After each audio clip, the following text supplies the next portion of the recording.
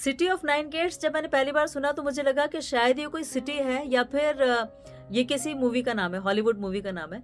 But actually Bhagavad Gita 5.13 में जब पढ़ा तो ये पता लगा कि इस बॉडी को ही भगवान कृष्ण अर्जुन को समझा रहे हैं, इस बॉडी को कि जो सिटी ऑफ नाइन गेट्स है हमारी बॉडी है, कि इसमें 2 आंखें हैं, 2 कान हैं, 2 नॉस्ट्रिल्स हैं, एक मुंह है, एक एनस है और एक जेनाइटल है।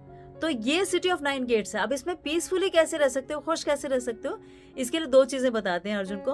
पहला ये कि कंट्रोल योर नेचर और दूसरा मेंटली रिनाउंस योर एक्टिविटीज।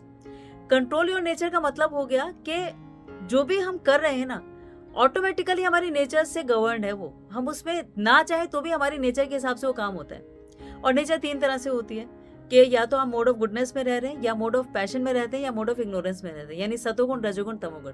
इसके हिसाब से हमारे डिसीजंस होते हैं और उसके हिसाब से हमारे एक्शंस होते हैं। अब इसे कंट्रोल करना जरूरी है, पहली बात तो ये बता दें, अगर आपको पीसफुल रहना है तो इस सिटी ऑफ नाइन गेट्स में।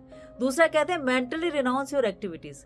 मेंटली रिनाउंस यानी आपको फिजिकली कुछ नहीं छोड़ना, फिजिकली आपको जो करना है, जैसे करना है वैसे ही करते रहिए, पर मेंटली आपको रिनाउंस करना है, यानी आपको उसके बारे में सोचना नहीं है। आपके थिंकिंग प्रोसेस में, आपके थॉट में, आपके कॉन्शियस या सबकॉन्शियस या अनकॉन्शियस माइंड में वो जाना नहीं चाहिए।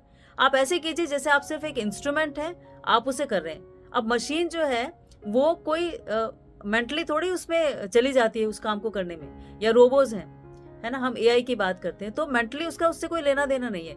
वो एक इंस्ट्रूमेंट की तरह है, हमने उसे यूज किया, उसने वो काम करके डिलीवर कर दिया, उसके बाद उसका उससे कोई नाता नहीं है। तो ऐसे अगर हम हो जाते हैं तो इस सिटी ऑफ नाइन गेट्स में भी बहुत खुश रह सकते हैं। ये 5.13 में भगवान कृष्ण अर्जुन को समझा रहे हैं।